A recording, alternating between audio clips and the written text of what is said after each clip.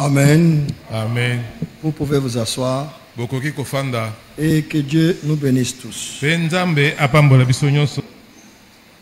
Nous vous transmettrons les salutations au nom de Jésus-Christ.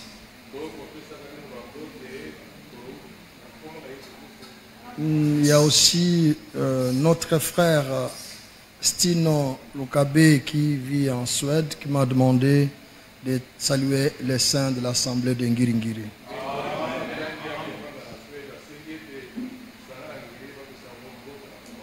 Amen. Nous sommes reconnaissants au Seigneur qui nous a donné l'occasion de nous rassembler encore ensemble autour de sa parole.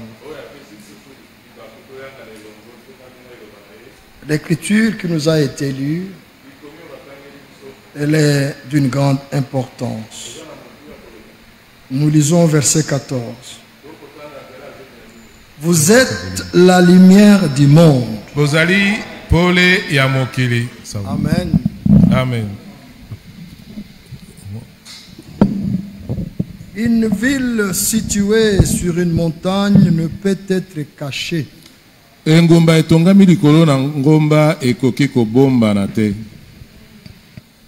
Et on n'allume pas une lampe pour la mettre sous le boisseau. Mais on la met sous le chandelier et elle éclaire tous ceux qui sont dans la maison. Maintenant écoutons le verset 16. Que votre lumière luise devant les hommes, afin qu'ils voient vos bonnes œuvres et qu'ils glorifient votre Père qui est dans les cieux.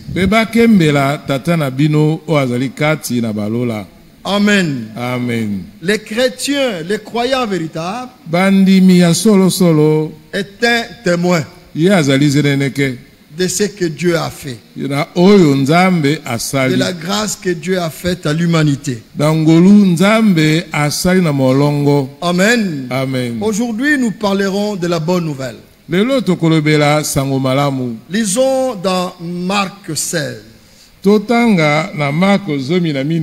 Parce que moi, je crois, bien aimé, que quand nous venons à l'église, c'est pour qu'on entende une bonne nouvelle. Amen. Amen. On ne doit pas venir à l'église pour être attristé. En venant à l'église, c'est là où nous devons retrouver la joie. C'est là où nous trouvons l'espérance. C'est là où nous trouvons la consolation. Quelle que soit la situation dans laquelle nous nous trouvons, nous devons croire qu'il y a un seul qui a dit: venez à moi avec tous vos fardeaux. Et il est fidèle. S'il te demande tes fardeaux, laisse-lui tes fardeaux. Amen. Amen. Il n'y a aucun poids qui peut être insupportable par lui. Voilà pourquoi nous avons pensé parler et partager ensemble quelques paroles, mais ça s'intitule La bonne nouvelle. Quand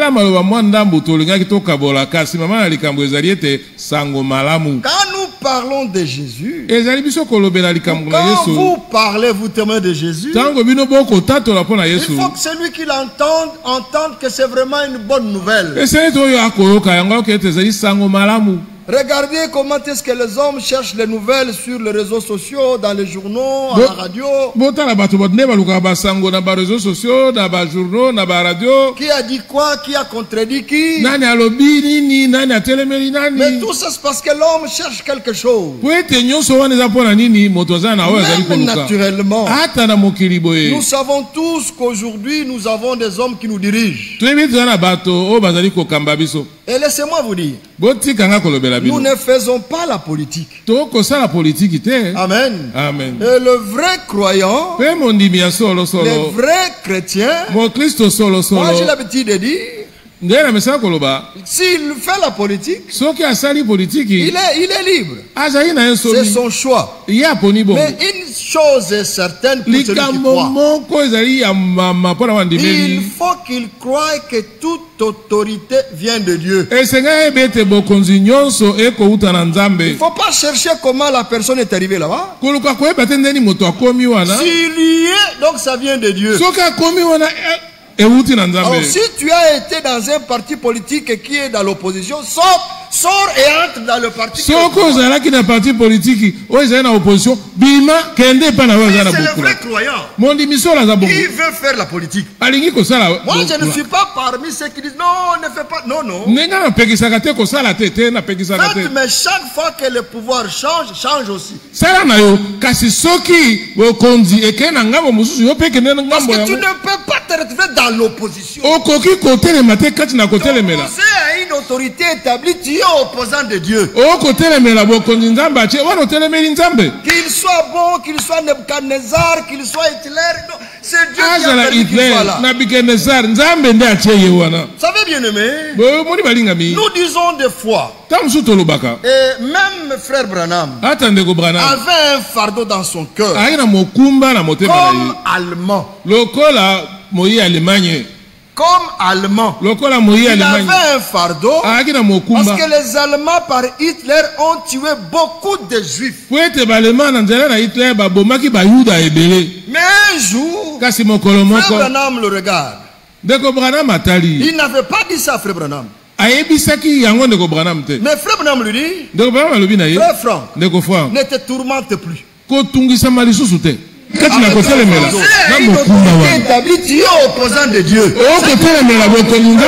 Il n'avait pas dit ça.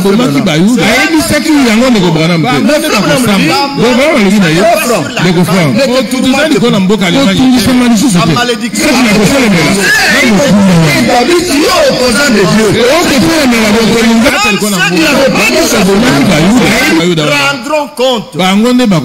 Bien-aimé, c'est Dieu qui demande compte à celui qui verse le sang innocent. Amen. Ainsi nous devons croire. Et d'ailleurs, vous et nous connaissons la prophétie. Nous savons que les Juifs ont été persécutés en rapport avec la parole prophétique. C'est eux-mêmes qui ont rejeté le Messie. Et par leur père, ils ont dit, leur père ont dit en ce temps que son sang retombe sur nous et sur nos enfants. Mais le Seigneur a dit que vous serez persécutés. Je vous disperserai. Il a fallu qu'il y ait des troubles, des guerres, des pressions pour qu'ils soient dispersés. Il a été aussi promis. Celui qui a dispersé, il va encore rassembler. Si c'était Hitler, est-ce que les Juifs allaient rentrer chez eux? Toutes choses concourent au bien de ceux qui aiment Dieu. Voilà pourquoi les vrais chrétiens ont toujours une bonne nouvelle à recevoir de la part de Dieu. Dans Marc 16, verset 15, il leur dit, allez par tout le monde et prêchez la bonne nouvelle à toute la création. Cette écriture est d'actualité aujourd'hui. Voilà pourquoi même vous devez être la lumière qui luit devant les hommes. Pendant que les gens souffrent, peut-être que tu n'as pas mangé hier, et tu te réveilles le matin, les voisins c'est que tu n'as pas mangé, et ils te voient souriant.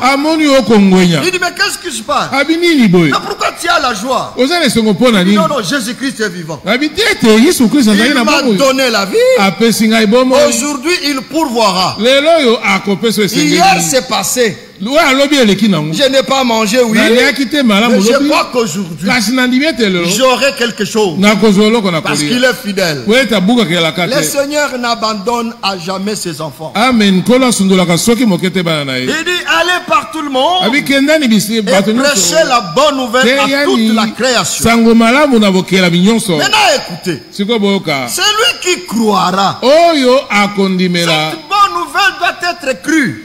Celui qui croira à cette bonne nouvelle et qui sera baptisé sera sauvé. Mais celui qui ne croira pas sera condamné. Être dans une religion est une chose. Est-ce que cette religion annonce une bonne nouvelle? C'est ça. Et quelle est la bonne nouvelle? La bonne nouvelle est que Dieu était en Christ, réconciliant le monde avec lui-même, aux hommes leurs offenses. Et aujourd'hui nous pouvons dire, conformément à Matthieu 24, lisons cela, bien-aimé, parce que c'est aussi une écriture qui s'accomplit dans notre temps, avec nous. Verset 14. Matthieu 24, verset 14. Cette bonne nouvelle du royaume sera prêchée dans le monde entier. Bien-aimés frères et sœurs, il y a une bonne nouvelle à prêcher dans le monde entier. Bonne nouvelle signifie bonne nouvelle. Hier, j'ai écouté un serviteur de Dieu. Et il a posé la question. Il dit, si nous voyons un frère dans une faute, comment nous nous comportons? Est-ce qu'on le laisse comme ça? Ou nous avons le devoir d'aller vers le frère? Il est déjà affaibli. Il est déjà par terre. Il a déjà fauté. Il a déjà péché. Est-ce que c'est la fin? Est-ce que c'est la fin pour qu'on l'abandonne? Toi qui es debout, l'autre est tombé. Que faites-vous? Ne pouvez-vous pas courir vers la personne à terre? Vous le relevez. Vous avez encore la force. Il est par terre. Que Dieu nous aide, bien-aimés. Il dit, cette bonne nouvelle du royaume sera prêchée dans le monde pour servir de témoignage à toutes les nations. Alors viendra la fin. Sommes-nous conscients que nous sommes à la fin du temps de la fin? Sommes-nous conscients que nous sommes les derniers témoins? Sommes-nous conscients qu'avec nous, Dieu se prépare à confondre le monde entier? Mais avec toi, ma soeur, avec moi, le Seigneur prépare un peuple. Le Seigneur prépare un petit groupe. Par ce groupe, Dieu rendra témoignage. Il est le même hier, aujourd'hui et éternellement. Bien-aimé, j'ai l'habitude de dire à mes frères, ce n'est plus le temps de chercher à être quelqu'un. Le problème des fois que nous avons, je ne veux pas m'humilier devant mon frère Roger. Ou bien que je peux recevoir de lui quelque chose qui peut m'édifier. Je ne veux pas m'humilier devant mon frère Chong. Je ne veux pas m'oublier devant mon frère qui est diacre. Des fois j'entends certains pasteurs, soi-disant, lui c'est mon diacre. Il n'est pas ton diacre. Il est diacre dans la maison de Dieu. Il est au service des enfants de Dieu. Il n'est pas à ton service. Je ne sais pas si on se comprend. Je ne veux à choper personne. Même la sœur qui vient balayer la salle. Elle est servante de Dieu. Nous devons la respecter. Et quand elle dit n'entre pas. Oui, pasteur Diak, restez. Elle est au service du Seigneur. Nous avons besoin de reconnaître la grâce que Dieu a mis dans l'autre. Amen. Amen. Il est temps de mettre Philippiens 2 en pratique. Lisons cela. Philippiens 2.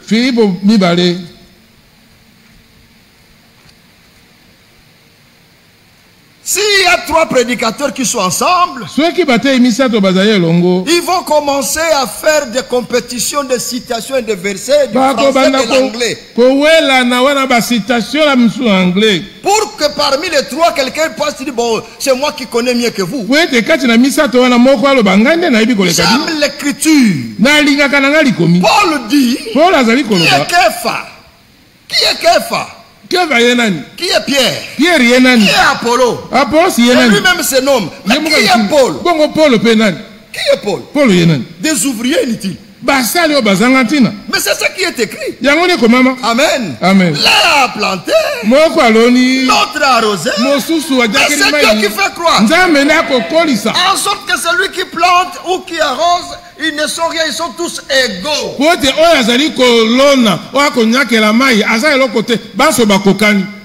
C'est l'écriture. Mais croyons l'écriture. Amen. Amen. Dieu a appelé Paul, n'est-ce pas? Paul, c'est lui le messager du premier âge. Mais sans Timothée, il n'allait pas bien travailler. Sans Barnabas, sans Tite, sans Luc. Vous connaissez tous, il a tout le temps demandé, dites à tel de m'amener le manteau. Et qui n'oublie pas les manteaux. Oh, nous avons été avec tel. Mais aussi des mamans abandonnées. Donc nous devons reconnaître la grâce de Dieu dans l'autre. Amen. Amen. Que Dieu nous aide, bien-aimés. Dans la bonne nouvelle, mais bien-aimés, même si on n'a rien à se dire, soyons clairs. Même si on n'a rien à se dire, on se croise seulement. On se croise. Mais si on n'est pas content, mais il y a quelque chose qui ne va pas. Parce que nous sommes enfants de Dieu. Nous sommes pèlerins sur cette terre. Bon, au Congo, il y a des bruits de guerre et de guerre, ça fait des années. Une fois, je disais à un groupe, puisque moi j'ai vécu toutes les guerres à l'Est,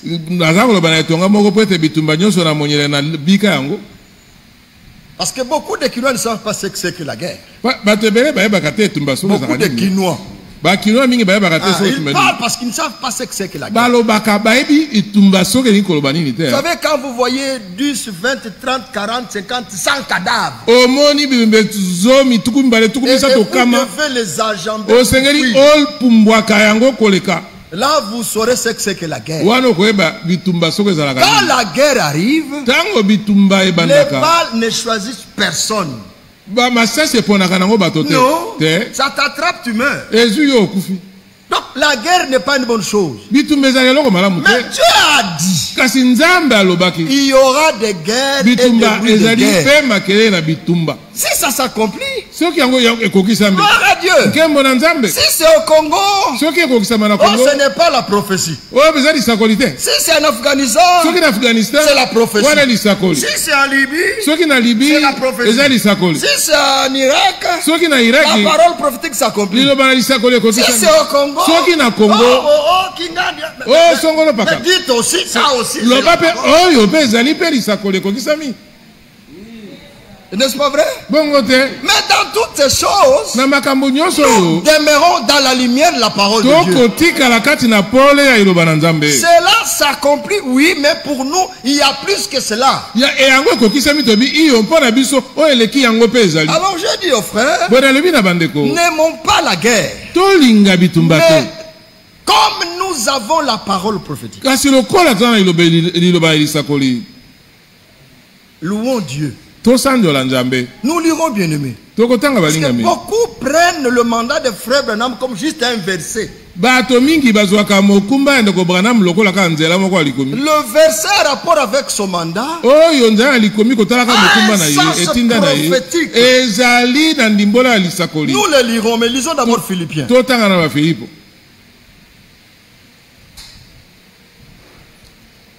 Verset 3.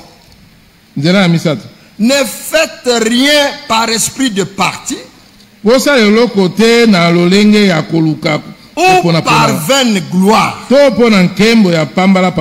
mais que l'humilité vous fasse regarder les uns comme étant au-dessus de vous-même.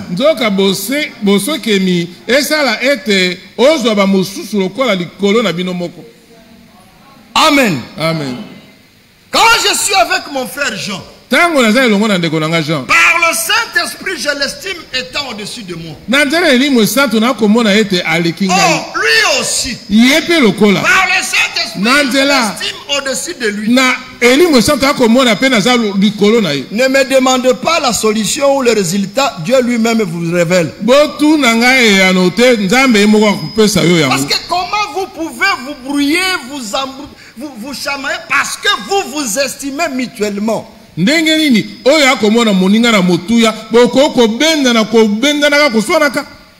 aurez même une oreille attentive pour recevoir conseil, pour recevoir correction, pour même être édifié. Amen. Amen. Même ta femme, même ton mari, bien aimé, on peut recevoir de sa femme de bons conseils. Mais des fois, beaucoup de frères confondent être soumises et vivre en paix.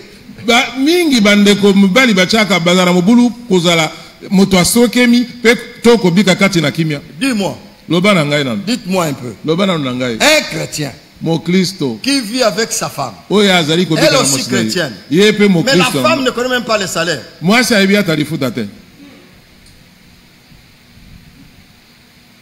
Quand est-ce que tu paies la dîme? La femme ne sait pas. Et pourtant, vous devriez vous-même. La dîme, c'est la dîme de la maison. C'est la dîme de la famille. Donc si frère Roger prépare la dîme, il met dans l'enveloppe, il fait le doigt à sa femme. Sa femme aussi.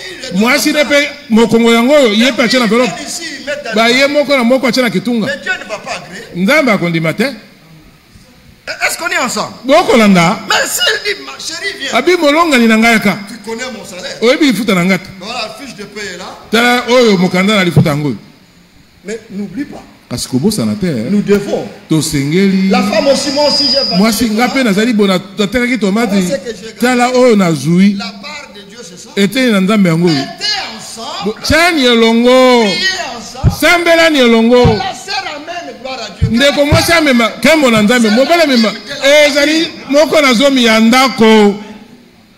Amen. Amen. Qu'est-ce que tu peux cacher à ta femme?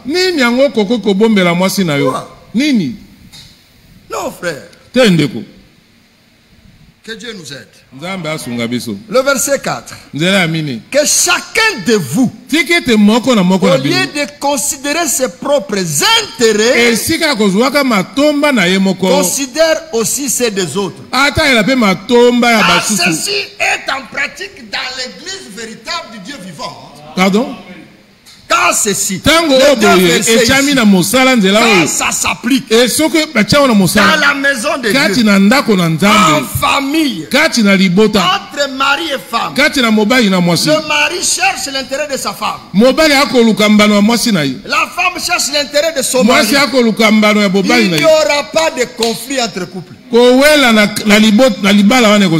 parents, la mère, le mari cherchent l'intérêt des enfants. Mais le papa veut tout faire pour les enfants pour que les enfants l'aiment plus que la maman. La maman aussi. Non. Ce sont nos enfants. Ensemble, prenons soin d'eux. Amen. Amen. Que Dieu nous aide bien aimés. Prenons un peu, je dis, par rapport à Frère Branham, prenons Malachie 4. Nous n'avons pas beaucoup de temps aujourd'hui, mais on va essayer un peu d'aller vite. Mais nous parlons de la bonne nouvelle. Une bonne nouvelle doit rester une bonne nouvelle dans toutes circonstances. Surtout nous qui sommes des vrais chrétiens. Il faut qu'on voie la différence. Même dans les quartiers, au travail, à l'école, il faut qu'on voie la différence. Amen. Malachie 4. C'est une écriture que vous connaissez. Je ne vous apprends rien de nouveau. Mais écoutons le verset 5. Voici, je vous enverrai Élie les prophètes. Et il est déjà venu. C'est ce que je crois. Et c'est ce que vous croyez. Maintenant, pourquoi devait-il être envoyé? Maintenant, écoutez. Avant que les jours de l'Éternel arrivent, ces jours grands et redoutables. Abraham n'est pas seulement venu avec un message. D'un côté, le message prépare l'époux de Jésus-Christ. De l'autre côté, le même message annonce qu'après ce message, c'est le jugement de Dieu. Après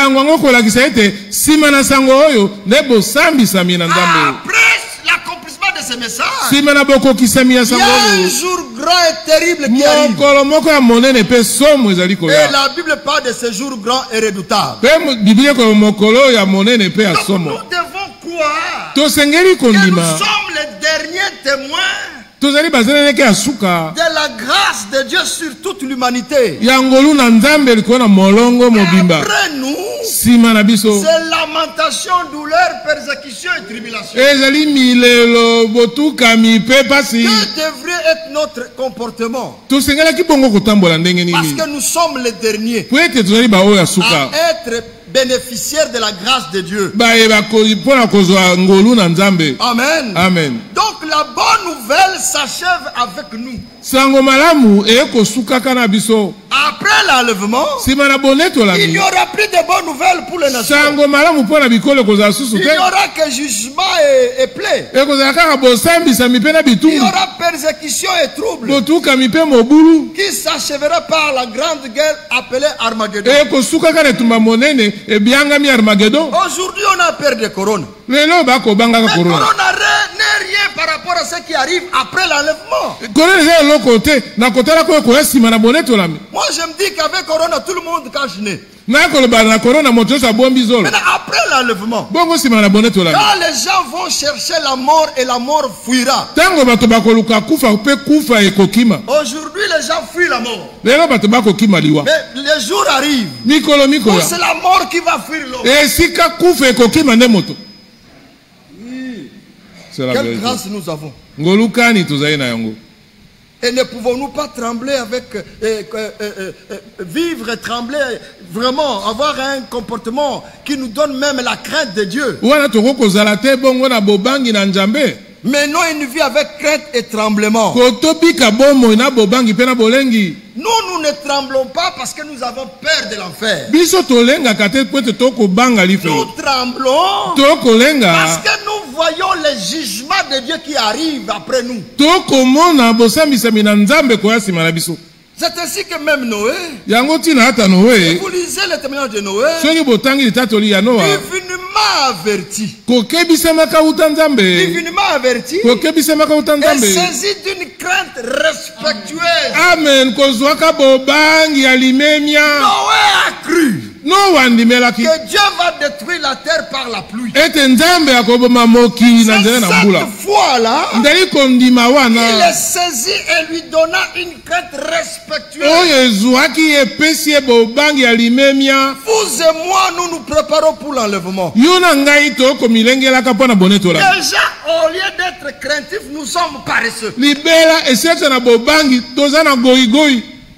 En commençant par moi. Bien-aimé, nous avons le privilège d'implorer la grâce de Dieu, de crier à son secours, pour qu'il nous aide à demeurer fidèles à la grâce que nous a faite. Nous devons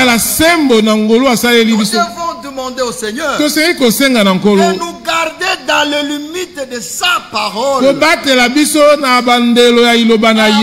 de ne pas pécher contre lui. Lui connaît nos faiblesses. C'est parce qu'il a vécu dans la chair comme nous. Lisons Actes des Apôtres chapitre 13. Acte 13.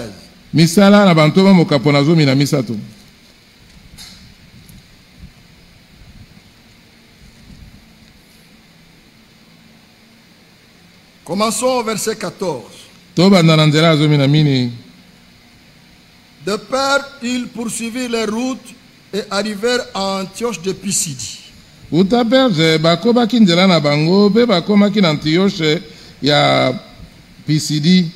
Étant entrés dans la synagogue le jour du sabbat, ils s'assirent. Après la lecture de la loi et des prophètes, les chefs de la synagogue leur envoyèrent dire: hommes frères, si vous avez quelques exhortations à adresser au peuple, parlez.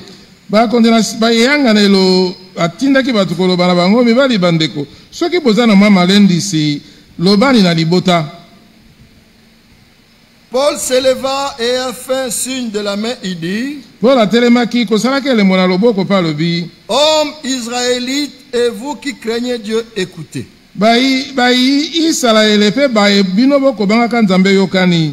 Le Dieu de ce peuple d'Israël a choisi nos pères. Vous pouvez lire pour gagner du temps. Moi je saute, mais lisez jusqu'au verset 33.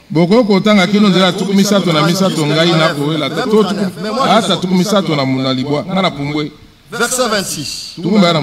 Hommes frères, fils de la race d'Abraham, et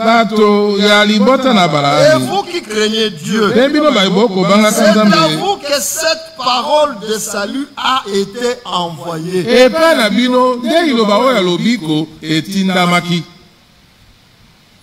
Car les habitants de Jérusalem et leurs chefs ont méconnu Jésus.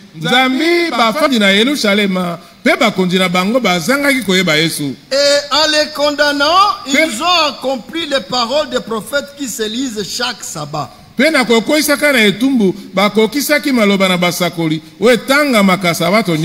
Je saute beaucoup. Je prends le 32.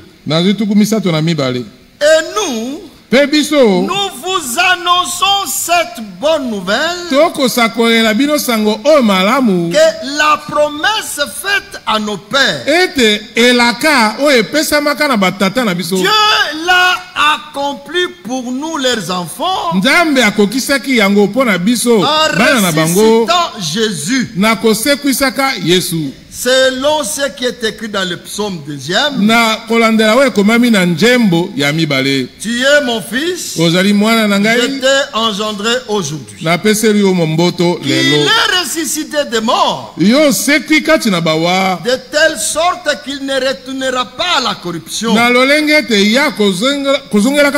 C'est ce qu'il a déclaré en disant: je vous donnerai les grâces saintes promises à David. Ces grâces qui sont assurées. C'est pourquoi il dit encore ailleurs: tu ne permettras pas que ton sein voie la corruption. Verset 37. Mais celui que Dieu a ressuscité n'a pas vu la corruption. Sachez donc, comme frère, que c'est par lui que le pardon des péchés vous est annoncé. Et que quiconque croit est justifié par lui de toutes les choses dont vous ne pouviez être justifié par la loi de Moïse. Aujourd'hui, quiconque croit est justifié. Amen. Amen. Quiconque croit, tous sont passés jetés dans la mer de l'oubli. Pourquoi nous vous l'avons dit encore? En Jésus-Christ, nous sommes une nouvelle création de Dieu. Les choses anciennes sont passées. Si Dieu ne les a oubliées, si Dieu ne peut même plus s'en souvenir, pourquoi toi tu veux t'en souvenir? Pourquoi même toi-même? Le diable te trompe en pensée pour te ramener ton mauvais passé. C'est que c'est un combat de chacun. Mais prions le Seigneur pour que nous ayons cette certitude que mon passé est passé. Mon passé a été englouti par le sang. Et en Jésus-Christ, nous avons été justifiés. Dans 1 Jean. 1 Jean chapitre 2. 1 Jean chapitre 2.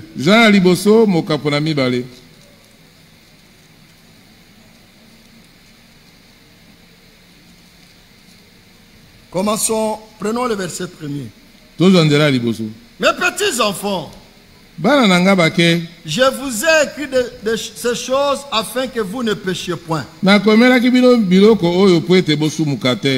Amen. Amen. Et si quelqu'un a péché, nous avons un avocat auprès du Père, Jésus-Christ le juste. Amen. Amen. Notre frère Jean est un futur avocat. Quand tu as un bon avocat, tu te reposes. Demandez aux avocats. Avant d'aller plaider pour toi, il te demande de lui dire la vérité. Est-ce que réellement tu as volé? Toi tu lui dis oui. J'ai volé. C'est arrivé comment? Je fais ci, je fais ça. Est-ce que tu as encore l'argent? Non. Tu peux en trouver. Je ne peux même plus trouver. Tu es sûr? Bon. Comment on va faire? Alors l'avocat viendra. Il va commencer à chercher par la même loi qui devait te condamner. Pour chercher comment t'innocenter. Parce que c'est son travail. Il sait que tu es voleur condamnable. Mais il accepte que toi tu lui paies l'argent pour t'innocenter. Voilà le rôle de Jésus-Christ. Pour toi et pour moi. Quand l'Écriture dit qu'il est avocat, c'est le meilleur. Amen. C'est le meilleur. Et quand il parle au juge, l'accusateur ne sait pas que le juge c'est le père de l'avocat.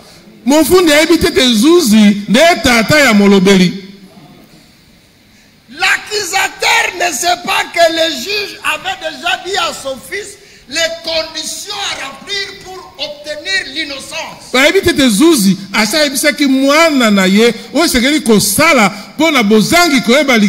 L'accusateur oublie que l'avocat a déjà payé.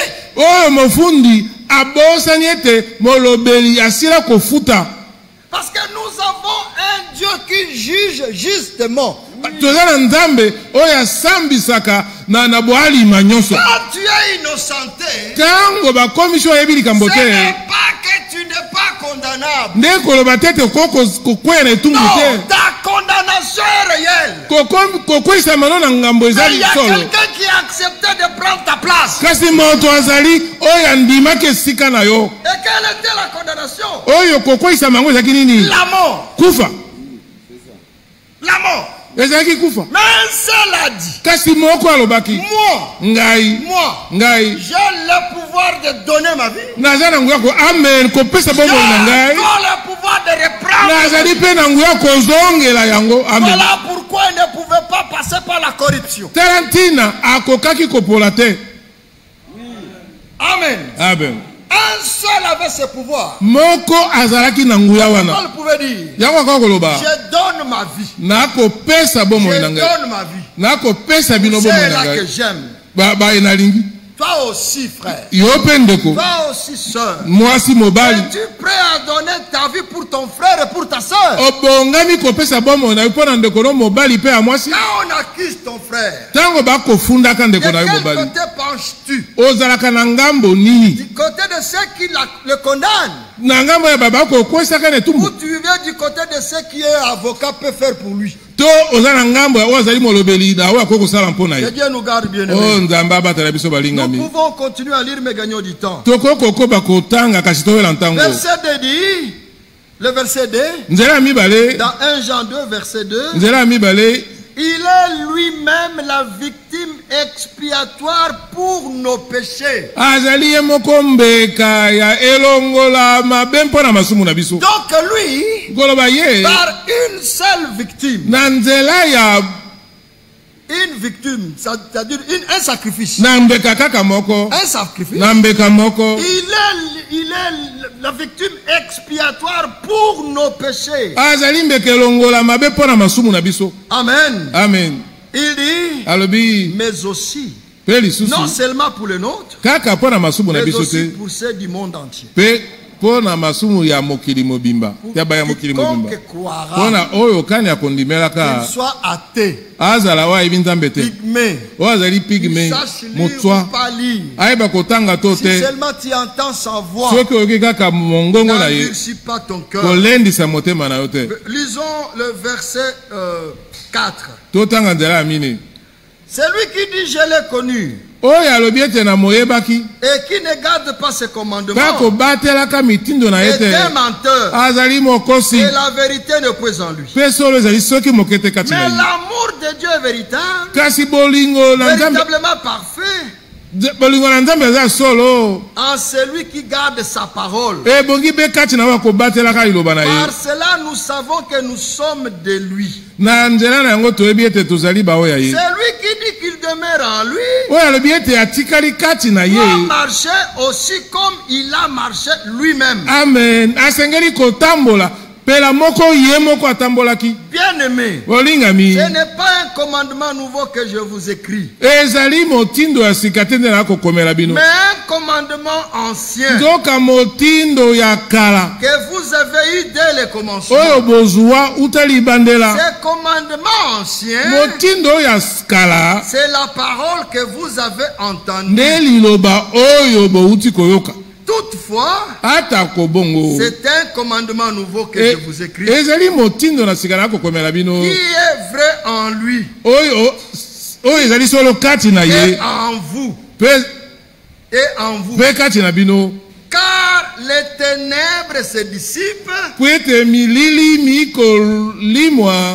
la lumière véritable paraît déjà. C'est lui qui prétend être dans la lumière. Vous êtes la lumière du monde. C'est lui qui prétend être dans la lumière. Et qui est son frère est encore dans le ténèbre. Amen. Amen. Amen. Amen. C'est lui qui aime son frère. Demeure dans la lumière. Et aucune occasion de chute n'est en lui. Mais c'est lui qui est son frère. Est dans le ténèbre. Et il marche dans le ténèbre. Et il ne sait où il va. Parce que le ténèbre a aveuglé ses yeux. Hébreux 5. On va lire beaucoup aujourd'hui. Le peu de temps qui nous reste, on va lire. Que le Saint-Esprit nous éclaire lui-même. Lisons tout simplement. Hébreux 5, verset 5. Et Christ ne s'est pas non plus attribué la gloire de devenir souverain sacrificateur. Mais il la tient de celui qui lui a dit: Tu es mon fils, je t'ai engendré aujourd'hui. Comme il dit encore ailleurs, tu es sacrificateur pour toujours, selon l'ordre de Melchisedec. Maintenant écoutons bien aimé. Celui qui dans les jours de sa chair a présenté avec de grands cris et avec larmes de prière et de supplications à celui qui pouvait le sauver de la mort. Et il a été exaucé à cause de sa piété. Il a appris, bien qu'il soit fils, l'obéissance par les choses qu'il a souffert. Après avoir été élevé à la perfection, il est devenu pour tous ceux qui lui obéissent l'auteur d'un salut éternel, Dieu l'ayant déclaré souverain sacrificateur selon l'ordre de Melchisedec. Les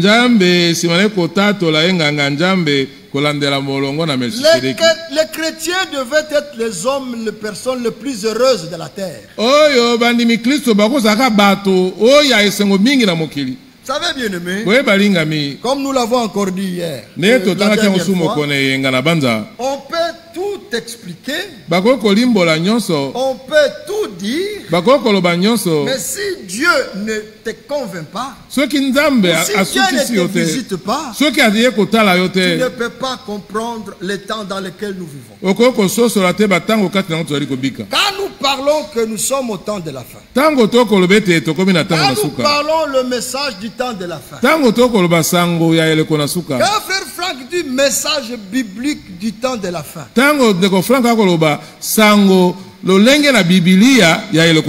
nous devons réellement croire que c'est la fin. La préoccupation qui devait être nôtre, c'est que nous devrions réellement nous préparer chaque jour en observant si nous sommes en accord avec Dieu et sa parole. Vous savez bien aimé, en ce temps, personne n'a besoin d'enseigner quelqu'un. Le Seigneur a suffisamment enseigné. C'est dommage Qu'il y ait encore des divisions. Qu'il y ait encore des séparations. À cause de tout cela, moi, votre frère, je me suis donné une ligne de conduite. J'ai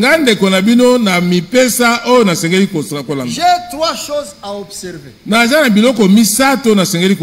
Pour ne pas tomber dans le piège du diable. Je ne veux haïr personne. Pardon? Je ne veux haïr personne. Et je ne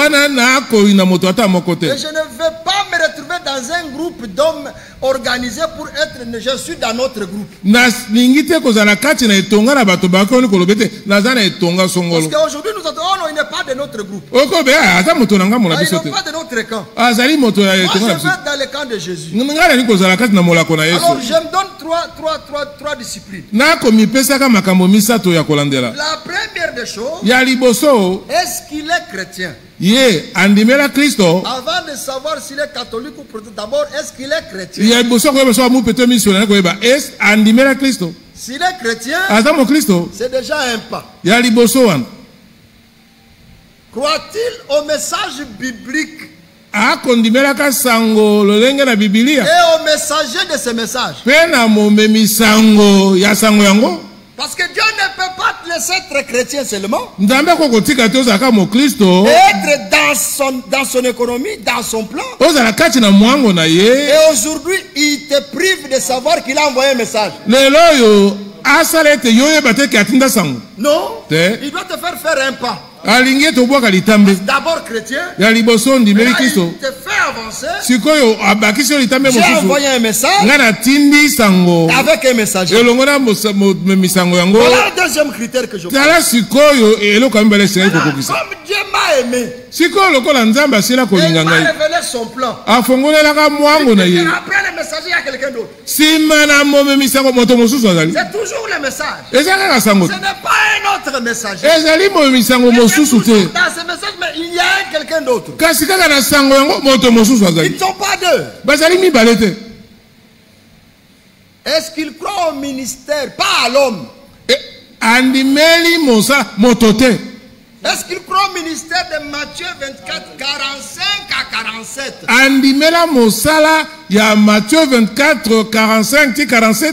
Parce que derrière ce ministère, il y a un homme. Mais derrière cet homme, il y a beaucoup de fanatiques de l'homme. Je ne sais pas si vous me comprenez. Moi, je peux l'appeler, maintenant il me répondra. J'entre dans son bureau. J'ai organisé des voyages avec lui. Ça n'augmente rien pour moi pour être enfant de Dieu ou serviteur. Ça n'augmente rien. Parce que beaucoup pensent, en organisant des réunions pour lui, ils ont quelque chose. En voyageant avec lui, ils ont quelque chose. Il a voyagé avec Jésus. Être à côté d'un homme de Dieu, ça ne veut rien dire si ce n'est pas Dieu qui t'a mis là. Nous allons loin ici. Dans cette assemblée. Être à côté de cet homme. Si ce n'est pas Dieu, tu partiras un jour. Je ne sais pas si vous comprenez. C'est Dieu qui les a établis. Il faut que ça soit Dieu encore qui vous amène ici. Vous l'écouterez avec respect. Amen. Parce que devant chaque homme de Dieu, à côté de chaque vrai serviteur de Dieu, il n'y a pas un petit, il n'y a pas un grand. Il y a deux choses. Il y a la vie ou la mort. Faisons attention. Parce que beaucoup disent, oh frère Franck m'a dit. Franck, il dit quoi? Tu es plus proche de lui que sa femme qui l'a abandonné. Sa femme a prophétisé. Des vraies prophéties. Elle est où maintenant? Dans cette ville, il y a des hommes. Il y a même prêts à les lâcher. Ils sont où? Ils sont où? Ils sont où? Ils étaient prêts à mourir pour ce ministère. bazaki pena kokufa pa na mosala wana. Aujourd'hui sont les premiers à le maudire. Lelo baza bato ya liboso kolakela ali mabe. Qu'on ne peut même pas maudire ce que Dieu a béni. Kobosana kete o nzamba apambola bako kolakela ngo mabe te. Même toi. Ata yo. Si on te maudit, loue Dieu. So balakeli o mabe sanjola njambe. Parce que tu portes la bénédiction. Po to komema lipamboli. Aucune malédiction ne peut être enlevée là où Dieu a béni. J'ai l'habitude de dire, pendant que la personne prononce la malédiction, parce que ce sont des paroles qui sortent. Des paroles qui sortent. Pendant que ça sort de sa bouche, ça voyage. Dès que ça sort de sa bouche, ces paroles à lui, pensant qu'il a maudit, Dieu les change en chemin. Ça arrive à toi, c'est une bénédiction. Ne vous inquiétez pas. Ne rendez pas le mal par le mal. Bénissez ceux qui vous maudissent. Aimez vos ennemis. C'est en cela qu'on saura que nous sommes la lumière. Oh bien-aimés, l'heure avance. Prenons 2 Corinthiens 5. Je vais faire vite. 2 Corinthiens 5.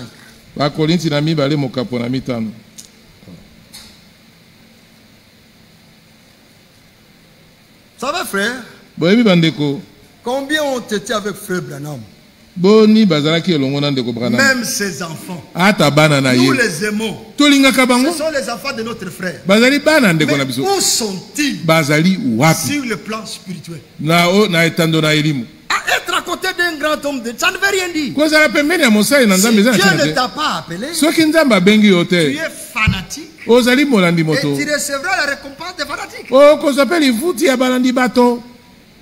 Et beaucoup de croyants, ils sont hypnotisés par ça. Lui, il avait frère Franck. Lui, il marche avec frère Franck. Qui t'a dit qu'il va demeurer? Le lendemain a toujours des surprises. 2 Corinthiens 5. Verset 17. La bonne nouvelle doit être toujours une bonne nouvelle. Si quelqu'un est en Christ, il est une nouvelle création. Les choses anciennes sont passées. Voici toutes choses sont devenues nouvelles. Et tout cela vient de Dieu. Il nous a réconciliés avec lui par Christ. Et qui nous a donné le ministère de la réconciliation. Car Dieu était en Christ, réconcilier le monde avec lui-même. Écoutons maintenant, bien-aimés, en n'imputant point aux hommes leurs offenses. Et il a mis en nous la parole de la réconciliation. Nous faisons donc la fonction d'ambassadeur pour Christ. Comme si Dieu exhortait par nous.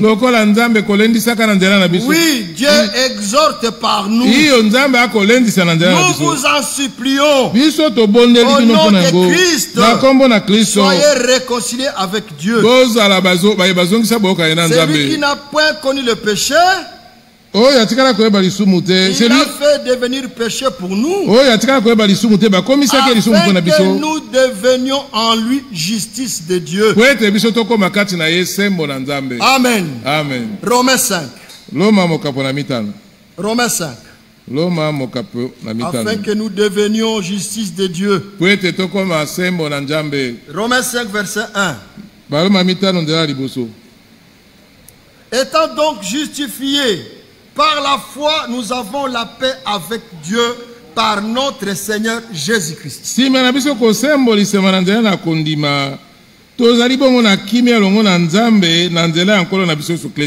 Maintenant entre nous, Si tu crois que c'est Dieu qui a créé toutes choses,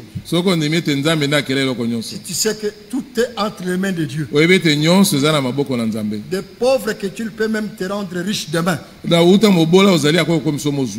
toi, tu es en paix avec lui. Même si le monde ne te considère pas. Mais toi, tu es en paix avec Dieu. Amen. Amen. Verset 8. Mais Dieu prouve son amour envers nous. Afin que lorsque nous étions encore des pécheurs, Christ est mort pour nous.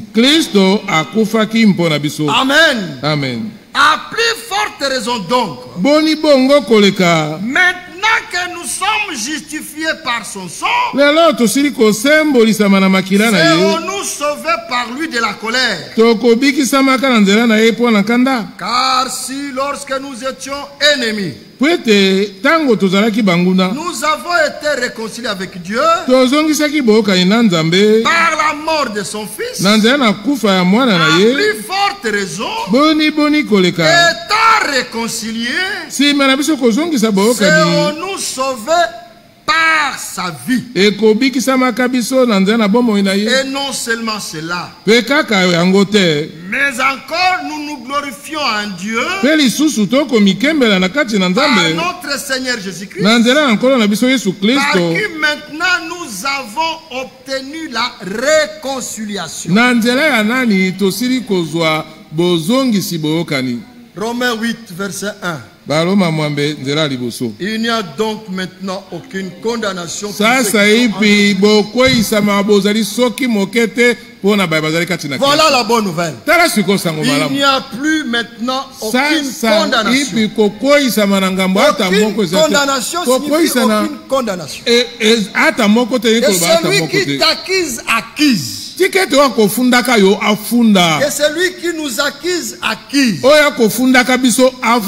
plaiderons. Nous plaiderons. D'ailleurs, nous plaidons toujours coupables. Amen. Amen. Parce qu'il y a un qui a porté notre culpabilité. C'est Jésus-Christ. Amen. Amen. Vous savez, dans la loi américaine, il y a ceux qui sont ici qui savent. Quand tu dis non coupable, on fait maintenant des investigations, des recherches pour t'attraper. Dès que tu dis je plaide coupable, alors il y a négociation dans le bureau du procureur. Bon, on va négocier maintenant la peine. Maintenant, quand vous entrez devant le juge, ton avocat est là, et l'avocat de l'accusation est là. Maintenant, ton avocat dit, mais lui, il ne le savait pas. Je savais qu'il avait fait. J'ai déjà payé. J'ai déjà payé la rançon. Ah, vous avez payé? Où sont les preuves pour qu'il soit acquitté? Et Jésus-Christ présente le sang versé. Voici le sang coulé. L'exigence de sa condamnation exigeait la mort. Lui à moi est déjà mort. Le sang a coulé. Il est libre. Il a répondu à l'exigence de la loi. Et le juge proclame libéré. D'ailleurs, même pas libéré. Innocent. Oui. Prenons. Nous allons sauter beaucoup. Donnez-moi 5 minutes, je vous en prie. Alors, je prends le verset 26. De Romains. De là où nous sommes. Romains 8. De même aussi, l'esprit nous aide dans notre faiblesse. Car nous ne savons pas ce qu'il convient de demander dans nos prières. Ça aussi, c'est une bonne nouvelle. Amen. Amen. Nous ne savons pas. Nous ne savons pas ce qu'il convient de demander dans nos prières. Mais voici la bonne nouvelle. Mais l'Esprit lui-même intercède par des soupirs inexprimables inaffirmable.